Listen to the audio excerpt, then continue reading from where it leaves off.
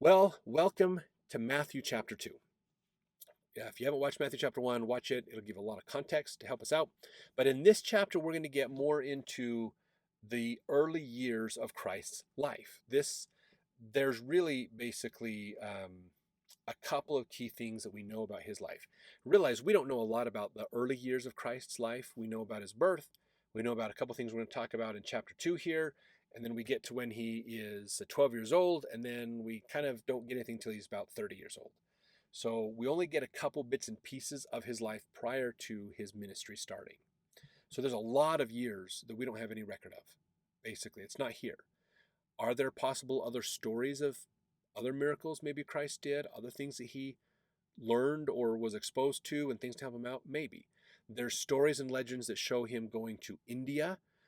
Most of them have been proven to be forgeries or fakes, but there are some legends of that. He did spend a lot of time in Egypt as a kid, which we're going to see here in this chapter.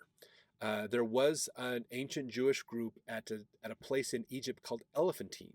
That is where the Nag Hammadi library comes from if you look for ancient scriptures to read.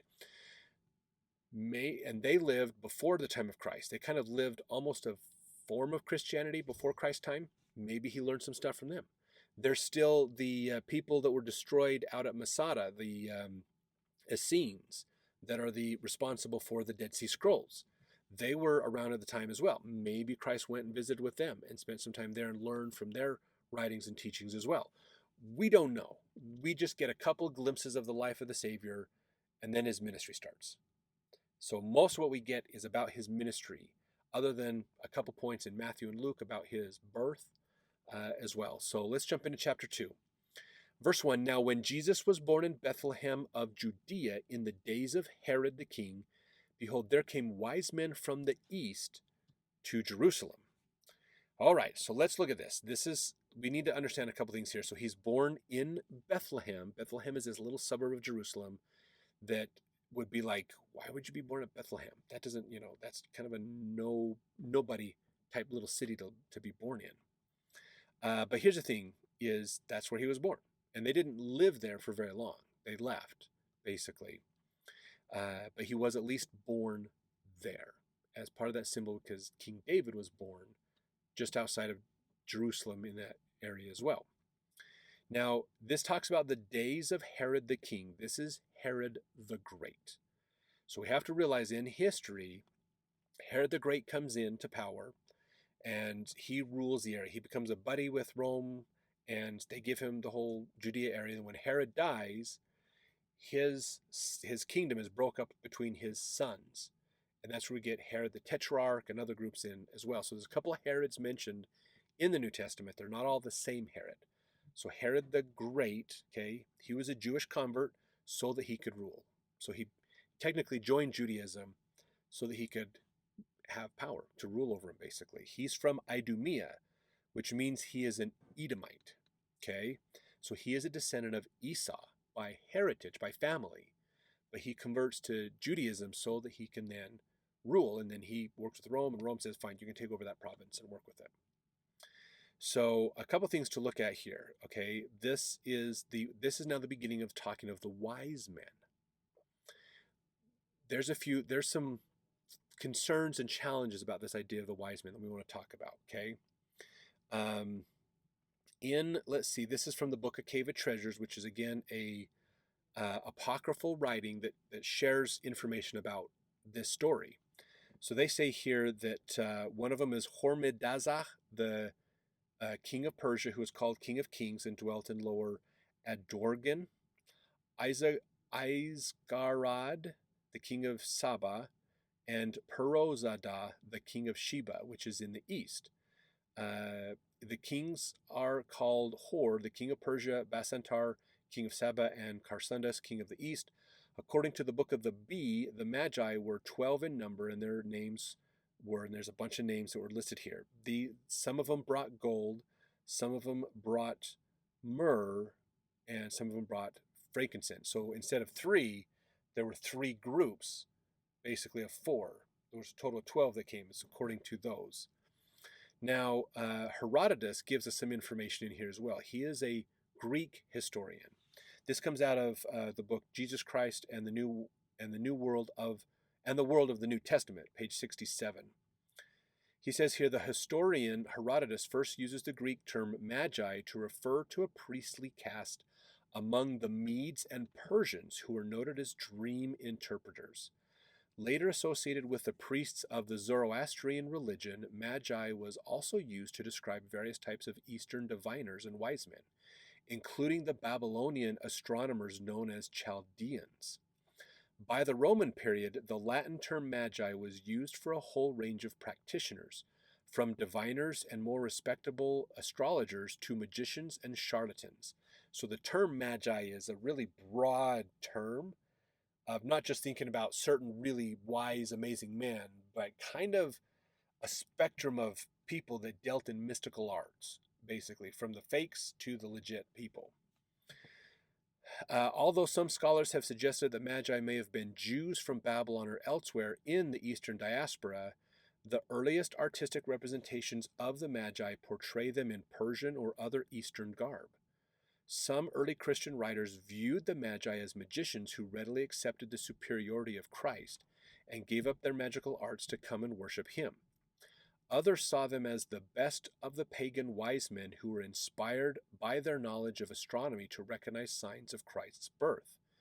Many scholars see the emphasis of the Jewish milieu of Matthew as a sign that this gospel was written primarily for Jews and Jewish Christians. Therefore, if the Magi were indeed Gentiles rather than Jews from the Eastern diaspora, they joined the women of the Matthean genealogy, the Syro-Phoenician woman, and the Centurion at the foot of the cross as figures demonstrating the inclusion of Gentiles as well in the Christian message in Matthew's gospel. So we can see this, like he's talking about here, this idea that while Matthew's writing to the Jews, he's showing these wise men were not Jewish and they accepted Christ at his birth. There's the Samaritan woman that accepts Christ. She was technically kind of half Jewish. There's the Roman soldier at the death of Christ that recognizes Christ. There's all these Gentiles that recognize Christ, but the Jews missed it, basically. So there's this kind of like going, I'm teaching you about Jesus. You need to pay attention because the people before you didn't pay attention and they missed it. But the Gentiles figured it out. So we can kind of see that idea. So these wise men were, again, most likely non-Jewish.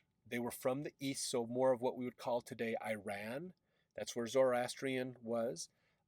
They were looking at the stars and noticing the signs, and they probably had Old Testament learnings. The Babylonian had an Old Testament as well, so they're probably leveraging older scriptures and documents to try to use the stars to determine when the Messiah of Judah would come, and thinking they could try to predict it but they're looking for these signs, and they saw what they believed were the signs, and so they headed to Jerusalem.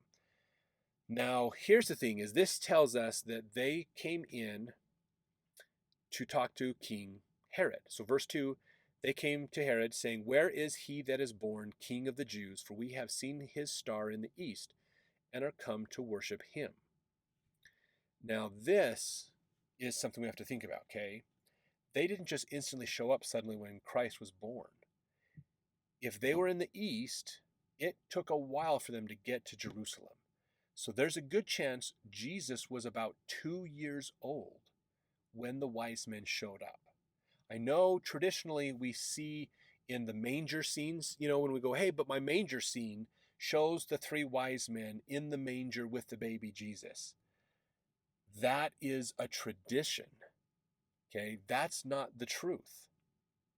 The truth is the wise men were probably 2, maybe 3 years out from meeting Jesus. They saw the signs in heaven. That told them, start heading to Jerusalem, but it took them a couple years to get to Jerusalem. Now they're in Jerusalem, and they're going to try to find Jesus, basically. So he was born in Bethlehem, and they were hanging out there for a little while. So now these 3 wise men go to King Herod. Now, Joseph Smith translation in here changes their phrase a little bit. Instead of "where is he that is born King of the Jews" to "where is the child that is born King of the Jews." So this actually, the Joseph Smith translation agrees with all the Greek manuscripts of the New Testament, but does not agree with the Latin ones, which were used in the King James version. So the Greek are more original versions of New Testament. Latin was a translation off of there.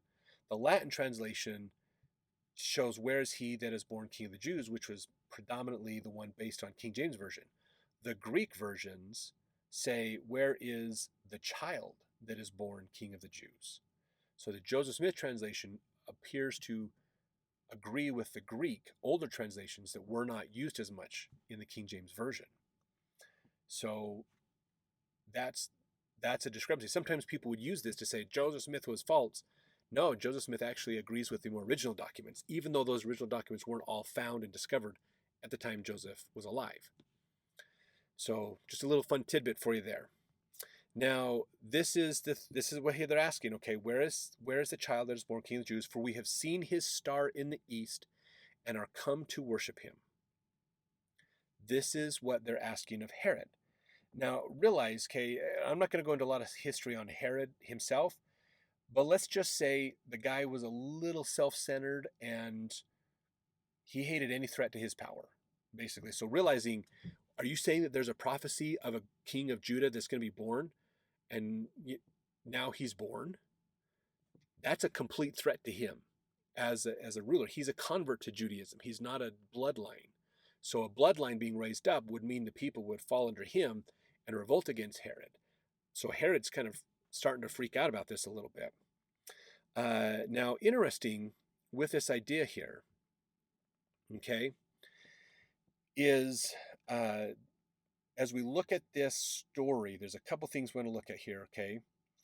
And this, let me see, this comes from, I got a quote here from, boy, this is a long quote, from David Weintraub's a professor of astronomy in Vanderbilt University. This article, he wrote an article published in The Conversation and is republished under Creative Commons license. So I'm borrowing from this article, basically. And let's see, he says here, get back up to the top of it.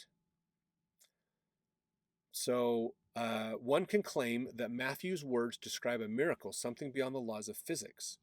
But Matthew was known to choose his words carefully and wrote "star in the east" twice, okay, which suggests that these words hold a specific importance for his readers. Can we find any other explanation consistent with Matthew's words that does not require that the laws of physics be violated and that something to do with astronomy? The answer, amazingly, is yes. So this is a challenge. A lot of people look at this, okay, a new star in the east. What does that mean? We understand how stars are born and created and die and all that through astronomy nowadays. So how could we use science to understand what happened at this sign of Jesus' birth? So astrological answers to astronomical puzzles. Astronomer Michael Molnar points out that "in the east" is a literal translation of the Greek phrase "on te Anatole," which was a technical term used in Greek mathematical astrology 2,000 years ago. It described very specifically a planet that would rise above the eastern horizon just before the sun would appear. Then, just moments after the planet rises, it disappears in the bright glare of the sun in the morning sky. Except for a brief moment, no one can see this star in the east. We need a little bit of astronomy background here. In a human lifetime, virtually all the stars remain fixed in their places. The stars rise and set every night, but they do not move relative to each other. The stars in the Big Dipper appear year after year, always in the same place. But the planets, the sun, and the moon wander through the fixed stars. In fact, the word planet comes from the Greek word for wandering star. Though the planets, sun, and moon move along approximately the same path through the background stars, they travel at different speeds, and so they often lap each other. When the sun catches up with a planet, we can't see the planet, but when the sun passes far enough beyond it, the planet reappears. And now we need a little bit of astrology background. When the planet reappears again for the first time and rises in the morning sky just moments before the sun, for the first time in many months after having been hidden in the sun's glare for those many months, that moment is known to astrologers as a heliacal rising. A heliacal rising, that special first reappearance of a planet, is what on te antole referred to in the ancient Greek astrology. In particular, the reappearance of a planet like Jupiter was thought by Greek astrologers to be symbolically significant for anyone born on that day. Thus, the star in the east refers to an astronomical event with supposed astrological significance in the context of ancient Greek astrology. What about the star parked directly above the first crescent?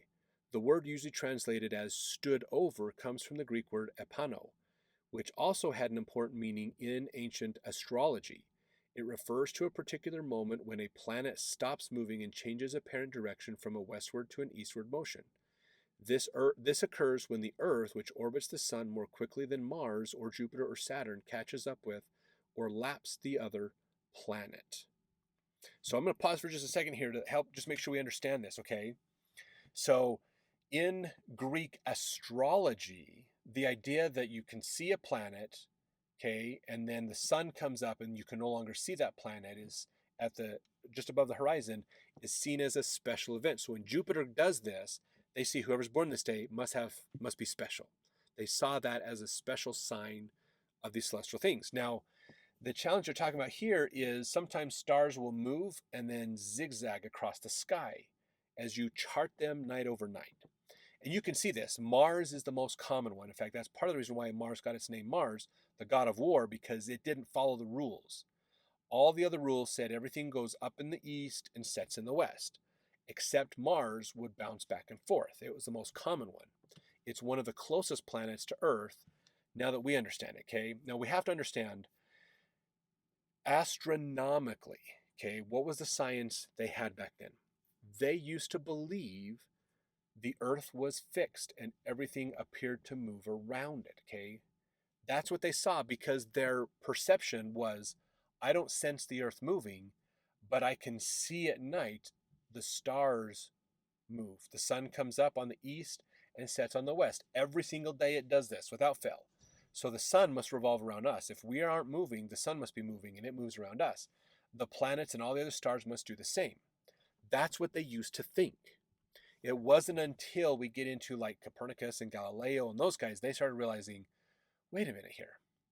There's this planet that doesn't follow the orbits. What's going on with him?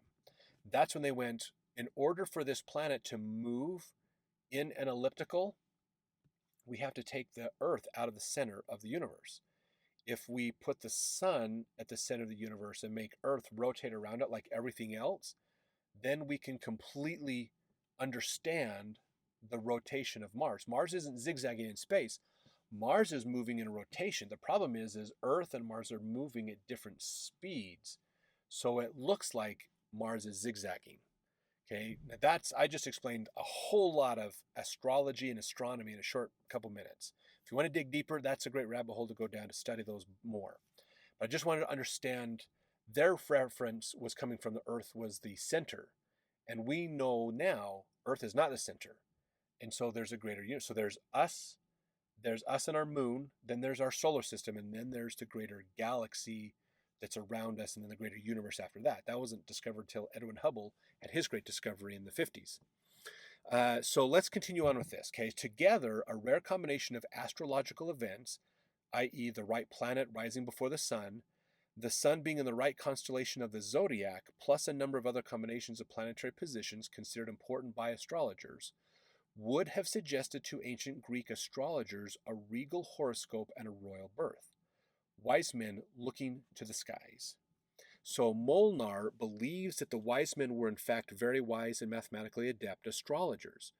They also knew about the Old Testament prophecy that a new king would be born of the family of David. Most likely they had been watching the heavens for years, waiting for alignments that would foretell the birth of this king. When they identified a powerful set of astrological portents, they decided the time was right to set out to find the prophesied leader. Now, if Matthew's wise men actually undertook a journey to search for a newborn king, the bright star did not guide them. It only told them when to set out. That's important to think about. They didn't follow a star from where they were to Jerusalem.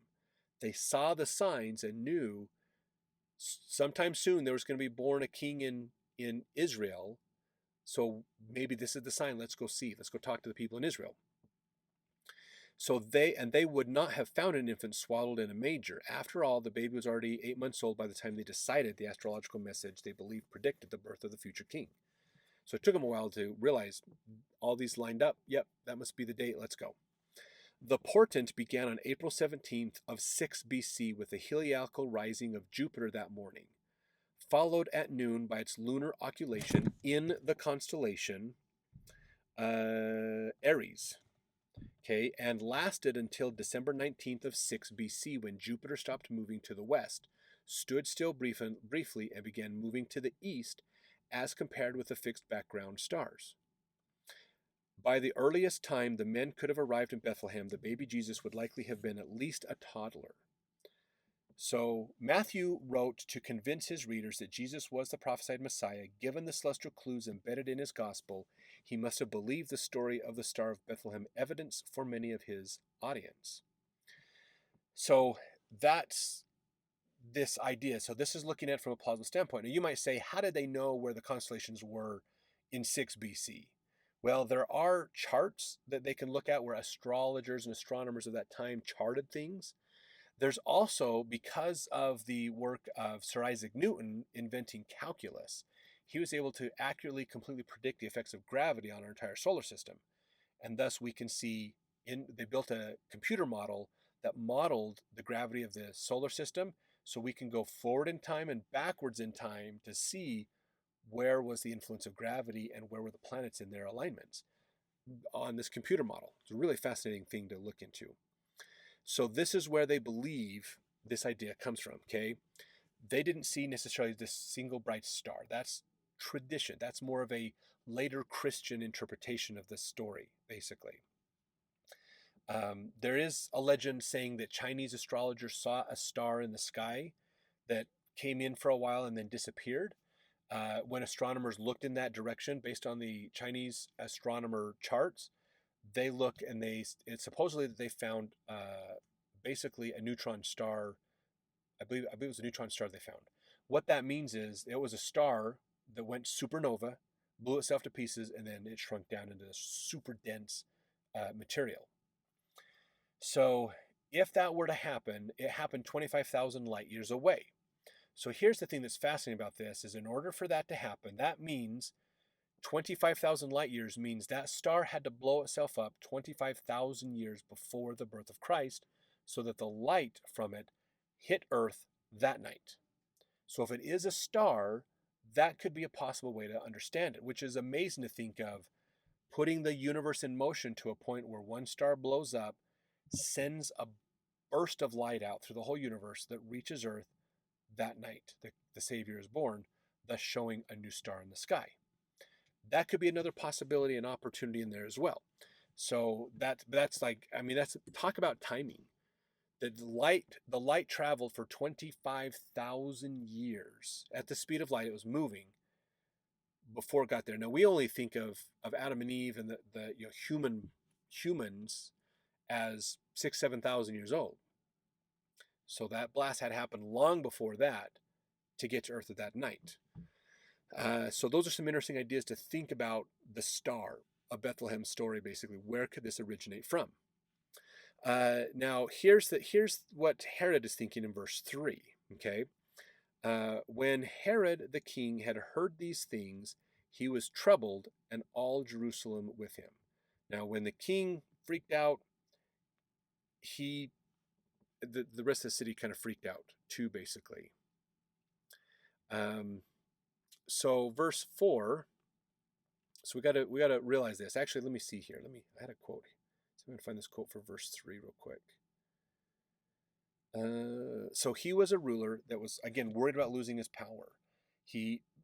So just to give you an idea, okay, Herod banished his wife once so he could marry a woman with better political connections than him. This is shown actually in The Chosen. We can see some ideas about this. He wanted his daughter-in-law to marry him, and so he basically divorced his wife and banished her so that he could then marry his daughter-in-law from his son, and they got there's some weird stuff. He was always worried about his sons overthrowing him, and there was a saying that it was better to be Herod's pig than his son. He didn't trust his sons because who's the most likely to overthrow him? His sons. That's where the coups usually came from in those days, is his sons trying to throw him out of power. So he was always a little freaked out, basically, about this. So, verse 4, and when he had gathered all the chief priests and scribes of the people together, he demanded of them where Christ should be born. So, this is him trying to pull everything together, basically. This is the English version of Christos, which is the Greek word for Messiah, basically. So, it's like, he said, where is this Christos? This is the Greek, Christos, Christ is the Greek version of Messiah. Okay. And they said unto him, verse 5, in Bethlehem of Judea, for it is written by the prophet, which was Isaiah. Verse 6, and thou, Bethlehem, in the land, and this is the quote from the prophet, in the land of Judah, art not the least among the princes of Judah, for out of thee shall come a governor that shall rule my people Israel. So that's where it comes from. This is that quote, I believe it was from Isaiah that he did that. Now, Joseph Smith gives us a little bit more in his translation of these verses. He says here, verse 4, when he had gathered all the chief priests and scribes of the people together, he demanded of them, saying, where is the place that is written of by the prophets in which Christ should be born? For he greatly feared, yet he believed not the prophets. So he knew the prophets, but he was afraid of them. He didn't believe them, but he knew them. Verse 5, and they said unto him, it is written by the prophets that he should be born in Bethlehem of Judea, for thus have they said, the word of the Lord came unto us, saying, and thou, Bethlehem, which lieth in the land of Judea, in thee shall be born a prince, which art not the least among the princes of Judea, for out of thee shall come the Messiah, who shall save my people Israel. So Joseph Smith's translation gives us more specifics and understanding of what's going on here. So this is what Herod says, verse 7, then Herod, when he had privily called the wise men, inquired of them diligently what time the star appeared. So he's here, okay, there is a prophecy, it's legit, it's really going on, so let's go back and look at this. So then he says, the quote was from Micah, not Isaiah. Sorry about that. I just looked at my notes. Micah 5:2, in fact.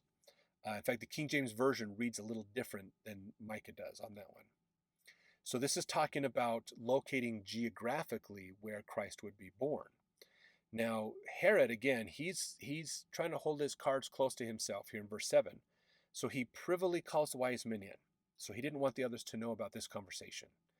This might be to prevent people from thinking that this prophecy is fulfilled. He doesn't want to, hey, if these people are coming in saying, we saw this sign, we believe there's a new king born in Judah. He went to his people and go, hey, wasn't there a prophecy of a king in Judah? Where would he be born? And so he's keeping all the data to himself. He's not letting the wise men know what his advisors said. He's not telling his advisors what the wise men are saying. Because he doesn't want it to get out that there could be the new rightful king has been born. That would wreck his power and his ability to rule. But now he wanted to understand what age. So when he talks to in verse 7, he's talking to the wise men, saying, when was it that you saw this sign? So he's trying to guess of them what time, when did that star appear? So they're going to say, basically, well, we've been journeying, we saw it about 2 or 3 years ago. Oh, okay.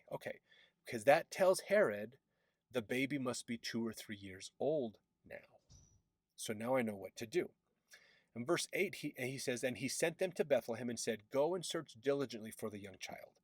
And when ye have found him, bring me word again that I may come and worship him also. So he's telling the wise men, I want to worship him as well. Please go find him, make sure he's there, and then come bring me word that he's there so I can go worship him too. Now, that's not what he really wanted to do. He wants to find out, you come tell me where he's actually at so I can go kill him, because he's a threat to my power and my rule. Basically, is what he's really thinking inside. Verse 9, and when they had heard the king, they departed. So they took the advice the king gave them, and they left. So now he knows, hey, a sign was given of a king in Judah, and it's been confirmed by his wise men, his own people, basically, that this would be happening in Bethlehem. And then, so the baby and the star appeared, the sign appeared 2 or 3 years ago, so the baby's about 2 or 3 years old. So he now knows the approximate location of where Jesus is and about how old Jesus is going to be. That's the data that Herod has, okay? So now they inquire. So after they inquire the king where to find him, a star guides them to the house. This is probably a second star, not an original star, because they wouldn't have followed the star for 2 or 3 years. I mean, think about it. If a new star appeared and lasted for 2 or 3 years, we'd probably have more writings about it by astronomers and astrologers, but we don't. So there's some challenges in the historical record with that. Okay. So the just realized the original sign told them when to start on their journey. That was the first star we talked about. Now this is probably a second star that is guiding them a little bit more. And maybe this is more of a sign of, so the first one is a sign of time. This is a sign of location to help them out, basically. So when we look at this, verse 9, when they had heard the king, they departed. And lo, the star which they saw in the east went before them till they came and stood over there, where the young child was. So again, this is probably a different sign than the first sign, not the same. They're not following a star. Because here's the thing: if they'd followed a star for 2 or 3 years, and that star is eventually going to take them right to the house of Jesus, why did they need to talk to King Herod in the first place? Why did they stop listening to the star to ask the king where the Christ would be born, and then went out and then just ended up following the same star to his house? See, that's some of these challenges we have in the New Testament. So most likely, the first star was more of a sign in the heavens. This is another star or another bright light that is guiding them to the location, basically, to find where he is. Okay. Now in here, again, it's probably Jesus is going to be about 2 or 3 years old. So it's taken a while to get here. Now, verse 10, when they saw the star, they rejoiced with exceeding great joy. And when they were come into the house, they saw the young child with Mary and his mother, and fell down and worshipped him. And when they had opened their treasures, they presented unto him gifts of gold, frankincense, and myrrh. Now realize they probably went from King Herod's castle, the main palace, over to the city of Bethlehem, got into the city of Bethlehem, and said, okay, now how do we find him? And then there was a sign that they could use to navigate through the city to find the home where Mary and Joseph and Jesus were. That's probably what happened, more likely, okay? Now, when we look at this, verse 11, that they came and worshipped him. Here's a quote. Let's see. This comes from, this is a footnote from Jesus' Atonement Foretold Through His Birth by Lynn Wilson. So they say here, let's see. Oh, sorry, that's the wrong quote. I got a bunch of quotes in here and they're mixing themselves up. Okay, here we go. So the number of Magi that visited the Holy Family has sparked interest throughout Christian history. Augustine and Chrysostom say there were 12. You can find that in a Dictionary of Early Christian Belief, a reference guide to more than 700 topics discussed by the early church fathers. Others hold to a symbolic 3 because of the triple gifts. So instead of 3 groups of 4 bringing them the gifts, just one person each per gift. The apocryphal literature gives the names and countries and personal appearances. The Venerable Bede tells us Melchior was an old man with white hair and long beard. Caspar was a ruddy and beardless youth. Balthazar was swarthy and in the prime of life. That's according to F.W. Farrer's The Life of Christ. Some traditions maintain that Melchior was a descendant of Shem, Caspar of Ham, and Belshazzar of Japheth. Thus, they are representatives of the 3 periods of life and the 3 divisions of the globe. So some people have put that together too. Again, just like how Matthew did the genealogy in chapter 1, it's probably a bit of an oversimplification to try to show some symmetry to these things. Could they have been one from each of the families? Maybe. Most likely not. But it is a tradition that's out there. Now, the gifts that the Magi offer are from Arabia. At the time, frankincense trees only grew in one place in the Arabian Peninsula. Gold and frankincense are gifts that Isaiah chapter 60 and Psalm 72 associate with the desert camel trains coming from Midian and Sheba, which is northwest and southwest Arabia. The earliest traditions from the Christian fathers suggest the Magi came from Arabia, and in 160 AD, Justin wrote, Magi came from Arabia and worshipped him. 40 years later, Tertullian deduced that the gifts were from Damascus and Arabia.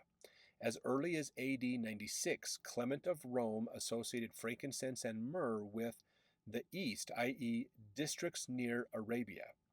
Palestine had close interactions with Arabia. From 120 BC to the 6th century AD, the kings of Yemen professed the Jewish faith. In the Old Testament, the people of the East are desert relatives of Isaac and Jacob. Men from the East had a reputation of being wise, and in 1 Kings 4, their wisdom is compared to Solomon's. So this is a quote, Solomon's wisdom excelled the wisdom of all the children of the East country. By the time Matthew wrote his gospel, the interpretation of zahab, or gold, as a metal was accepted. Gold is the precious metal most often named in the Bible. In the Old Testament, it was imported from Uphaz. Uphaz, Ramah, Sheba, Havilah, and Ophir. Occasionally, gold was acquired as booty, but more often through commercial enterprises. In the New Testament, gold is used as a symbol of spiritual wealth, Revelations chapter 3.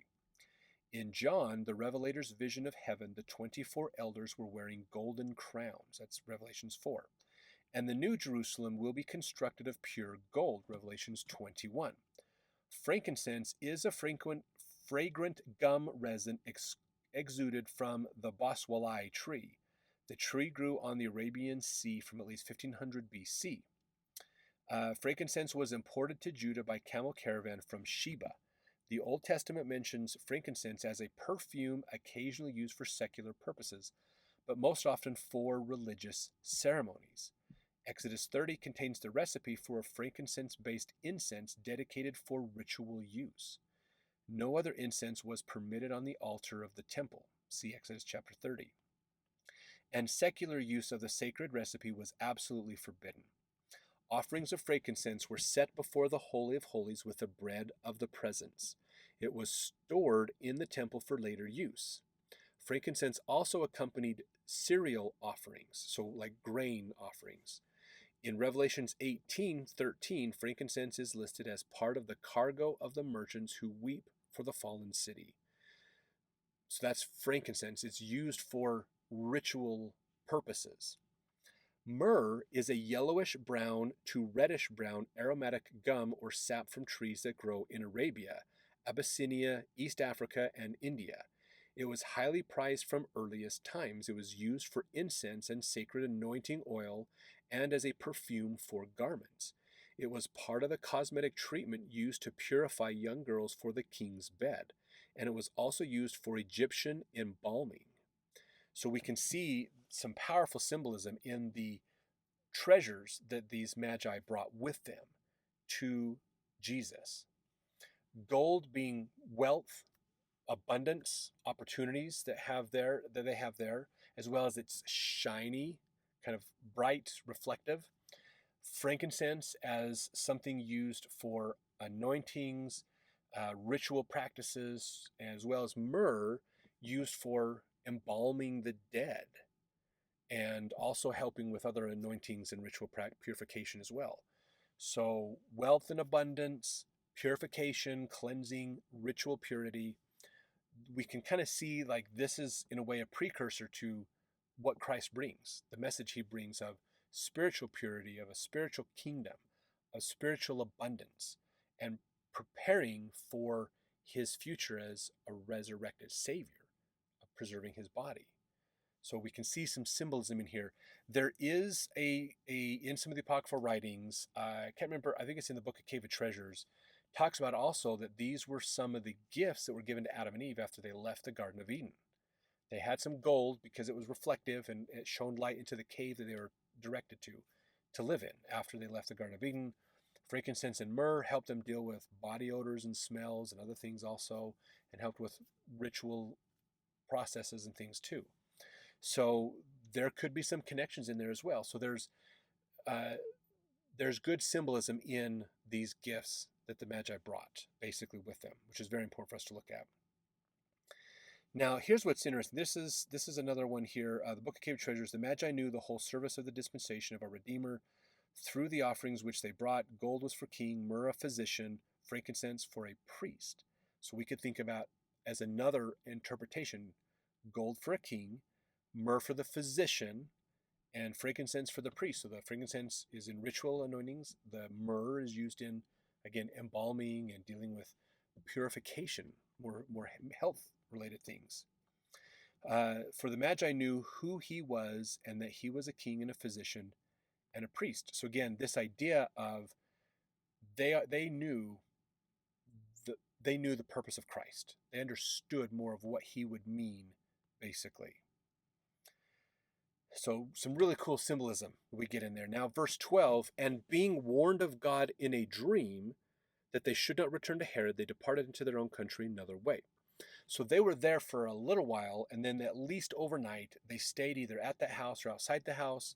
And during that time, they had a dream. Don't go back and tell Herod that Christ is here. So they're like, we're going to go a different day, different direction. That could be. Now, in the Book of the Cave of Treasures, it talks about how the Magi lived with the child 3 days, and then they, according to this, they saw the hosts of heaven going up and coming down to Christ. They heard the sound of the praises of angels who sang hymns and cried out, "Holy, holy, holy, mighty God." I don't know if he had that much divinity coming and forth from him. I've never seen that from anywhere else, but that's an apocryphal writing that is talking about this. That gives us some more information in this idea of the birth and the life of Christ. So they leave. Okay, they're gone. They're heading out, and they're going a whole different direction. They're avoiding the castle or the palace for the king, and they're leaving the country and going home without talking to the king, without talking to Herod, basically. Verse 12, and being warned of God in a dream that they, oh, sorry, I just read that one. Verse 13, when they were departed, behold, the angel of the Lord appeared to Joseph in a dream, saying, arise and take the young child and his mother and flee into Egypt. And be thou there until I bring thee word, for Herod will seek the young child to destroy him. So now they're warned, we got to get out of here. And they got up and they left quickly. So this angel appeared. Here's what's fascinating. The angel appeared to the man who's responsible for protecting Jesus. He didn't appear to Mary. He appeared to Joseph. There is a recognition of stewardship we can see in this. The angels were respecting Joseph's role in Jesus' life. They're not superseding Joseph. They're going, hey, Joseph, you're the dad. Your job's to take care of your family. I'm going to tell you, you need to get out of town, basically. You need to get out of here. This is important. In fact, Wilford Woodruff, who's the president of the LDS Church in the late 1800s, confirmed that dreams are an avenue of revelation. He brought this up. He said, the Lord warned Joseph in a dream to take the young child Jesus and his mother into Egypt, and thus he was saved from the wrath of Herod. Hence, there are a great many things taught us in dreams that are true. If a man has the Spirit of God, he can tell the difference between what is from the Lord and what is not. And I want to say to my brethren and sisters that whenever you have a dream that you feel is from the Lord, pay attention to it. The Lord does communicate some things of importance to the children of men by means of visions and dreams, as well as by the records of divine truth. And what is it all for? It is to teach us a principle. That's from his Discourses of Wilford Woodruff, page 285. So dreams can be something that is important to us. We can see this in other ideas. We see, there's other dreams that Joseph had from the other visitations and other things too. So take them and go. Okay, now this is what's interesting. He says, take the young child and his mother. He didn't say take your son and wife. Interesting little distinction in the wordplay there. Now, they're going to Egypt. Now, why Egypt? Some people have asked that question. Why did they go to Egypt? Okay, maybe going to Egypt along the lines of Joseph saving his family in Egypt from a famine. There could be some metaphor there. Remember when Joseph brought his family to Egypt to save him from a famine, Joseph of Egypt. So this is New Testament Joseph taking his family to Egypt to save them. Maybe there was something there for Jesus to learn. We talked about there was the people, a more older Jewish tradition in Elephantine, where the Nag Hammadi library came from. Maybe he went to learn from them. He spent quite a few years in Egypt. There could be more prophecy. We're going to see that here in verse 15, in fact. So let's jump out here and see this. So they're going to go to Egypt and going to stay there until Herod's gone, till the threat is gone, basically. Verse 14, when he arose, he took the young child and his mother by night and departed into Egypt. So he didn't wait. Joseph got up and left. He did not wait, basically. He got out of there quick. Now with this, he left. He was out, okay? It is believed that they went to On or Heliopolis. It is also the place where Moses grew up, where Abraham taught, where Joseph married into Pharaoh's court, and a place of ancient Judeo-Christian tribe had a temple. We talked about that. Elephantine was near Heliopolis. So that's a major city in ancient Egypt. It used to be called On. Sometimes you see that in the Old Testament. So fascinating that Jesus is growing up where Moses grew up, where Abraham taught the Pharaoh, and where Joseph of Egypt married into Pharaoh's court. And there was an ancient Judeo-Christian tradition in that area. That's where he grew up, was in that area, basically. Could that have influenced him in his accelerating his learning and understanding? Possibly. Verse 15, and was there until the death of Herod, that it might be fulfilled. Remember, this is talking about prophecy now. Was spoken of the Lord by the prophet, saying, out of Egypt have I called my son. Now that is Old Testament prophecies about this idea of Jesus, kind of the idea of bringing Israel out, that Christ is the Son of God, will come out of Egypt as well. Now here's what's interesting, is this prophecy about out of Egypt have I called my son, like literally that phrase as a quotation, it's not recorded in any historical record for the time. This story means, hold on a second. That's a different quote. Let me think about this for a second. I got ahead of myself on my quotes here, sorry. That's the next verse. So anyways, that actually out of Egypt will come my son, I think that was more of a Isaiah prophecy. Verse 16 though, let's jump on here. Then Herod, when he saw that he was mocked of the wise men, was exceeding wroth, and sent forth and slew all the children that were in Bethlehem, and in all the coast thereof, from 2 years old and under, according to the time which he had diligently inquired of the wise men. So Herod eventually realizes, okay, enough time has passed. The wise men haven't come back.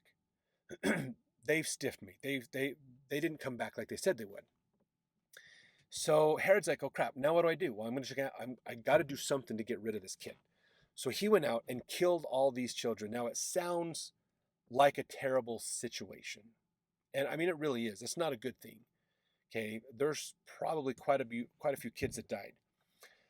But here's the thing, is historically, if we look at the historical record, there's no record of this happening.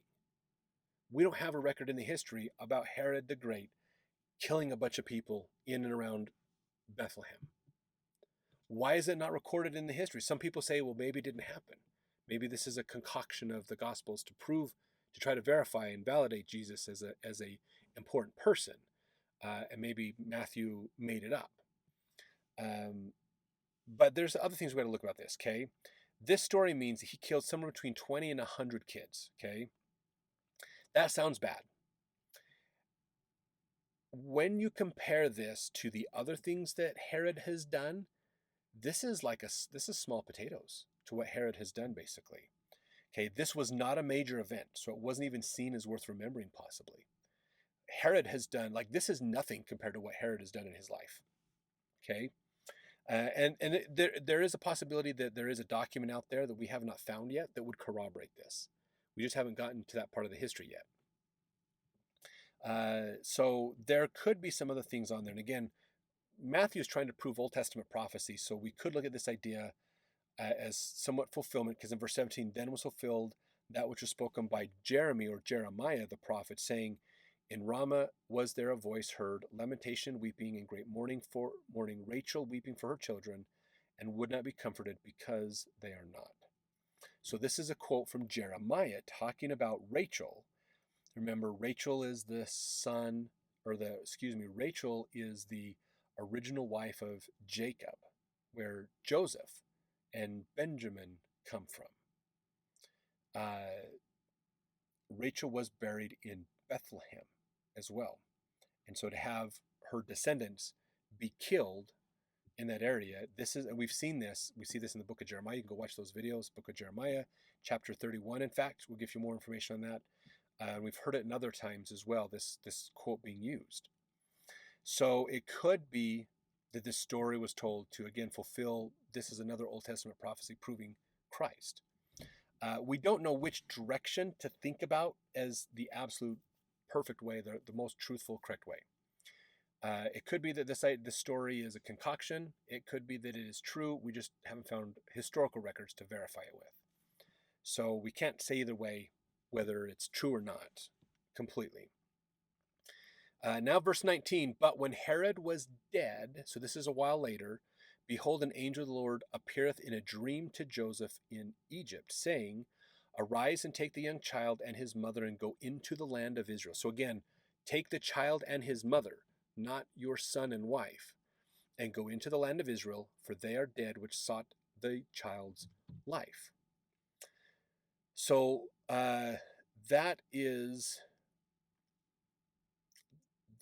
so they're leaving. Herod's dead. Now, according to the book of the Bee, it says, first of all, he slew his wife and his daughter, and he killed one man of every family, saying, at the time of my death, this is Herod. This is how crazy Herod was, okay? So he killed his wife and his daughter, and then one man of every family, of every other the major families, was killed as well, because he said, at the time of my death, there shall be mourning and weeping and lamentation in the whole city. Now, this guy was not a good ruler. He was a terrible ruler. So most likely Israel, Judah, would be celebrating when he dies. And so he wanted to make sure they would be mourning when he dies. And so he had, just before he died, he told his soldiers, when I die, you go out and for every family, you kill one person in every family. So the whole nation is mourning as I die. So he can kind of believe it's mourning for him, but they're really not mourning for him. In fact, what's interesting is his bowels and his legs were swollen and running with sores, and matter flowed from them. He was consumed by worms. He had 9 wives and 13 children. There was a knife in his hand, and he was eating an apple. And by reason of the severity of his pain, he drew the knife across his throat, cut his own hand with his own hand. His belly burst open, and he died and went to perdition. According to this tradition, basically here, he had some major health problems. I don't know if he had like some diabetes and some other issues going on. Gout, possibly, some other challenges. He had very bad health problems, basically. Things that would be rather treatable today weren't back then. And so he died a very painful death, basically. So what's interesting about this, too, and this is Book of Cave Treasures, when Herod said unto Archelaus his son, and unto Shalom his sister, immediately I'm dead. Let those whom I have fettered in prison be slain. Now he had imprisoned one person from every house. And he took one person from every house and then just said, go kill them all. And so they would all mourn him, basically. It's crazy. This guy is nuts. Like I said, killing between 20 and 100 kids in Bethlehem is the smallest thing of what Herod did. This guy was nuts and not a very good ruler. So anyways, let's go back to the story of Joseph and Mary and Jesus, verse 21.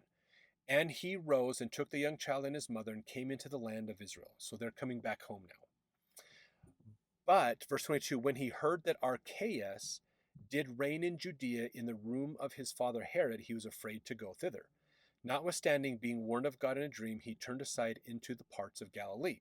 So they're on their way to Judea, back to Jerusalem, and he got another warning. Hey, Herod's son is now taken over, and he's not much better than Herod. He's not looking for Jesus, but he's not much nicer than Herod was.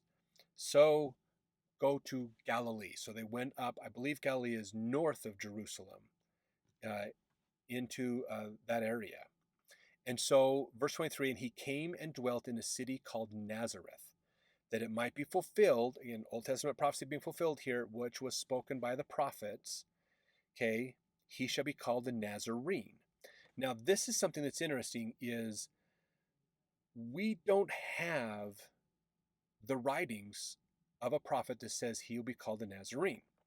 Now, and it's plural, spoken by the prophets. There's multiple prophets that claim, according to the author of the book of Matthew, that claim that there's Old Testament prophets, several, that claim that Christ would be a Nazarene, basically.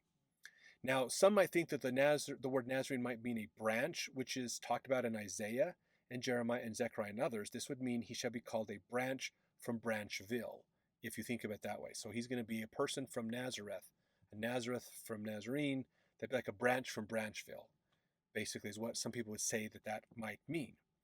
But here's the thing is we don't have, if you go look at the Old Testament, other than those ideas of if it means branch, then it could be Jeremiah and Isaiah and Zechariah have talked about him. But if we don't see it in that direction, if we think of it more literally that he shall be called a Nazarene, if we're looking for that, it doesn't exist. So that could come from a lost book of the Old Testament that they had back then, but we don't have today. That is a possibility as well. Now, Joseph Smith adds a little bit to the end of this book of the chapter 2 of Matthew. I want to read this as well to add this in. And here's the thing, guys. I know if you're not LDS, you're probably like, oh, I don't want to hear nothing from Joseph Smith. But here's the thing to understand, okay? Just as Joseph Smith had an interpretation, had some ideas to bring forth about the New Testament, it's not different than reading a Bible commentary about it as well from a scholar. So we're getting different perspectives to try to understand the truth. That's what this comes down to. So do not discount the Joseph Smith translation. See it as another Bible commentary. Just like learning the Latin versions versus the Greek versions, learning some of the other interpretations and ideas, we're learning from different sources to come to understand this book better. So just be more open-minded and objective on that. But this is what Joseph Smith gave us. He says, and it came to pass that Jesus grew up with his brethren and waxed strong and waited upon the Lord for the time of his ministry to come. So that's verse 24. Verse 25, and he served under his father, and he spake not as other men, neither could he be taught, for he needed not that any man should teach him. And after many years, the hour of his ministry drew nigh. So that is a pretty nice little spot. That summarizes a lot of the time we don't have of the life of Christ. Summarized right up there, basically. So that takes us up through, so we've got his birth, we got this experience when he was about 2 years old. Now we got up to probably around 12 or 13 years old time frame based upon what we see in the book of Luke.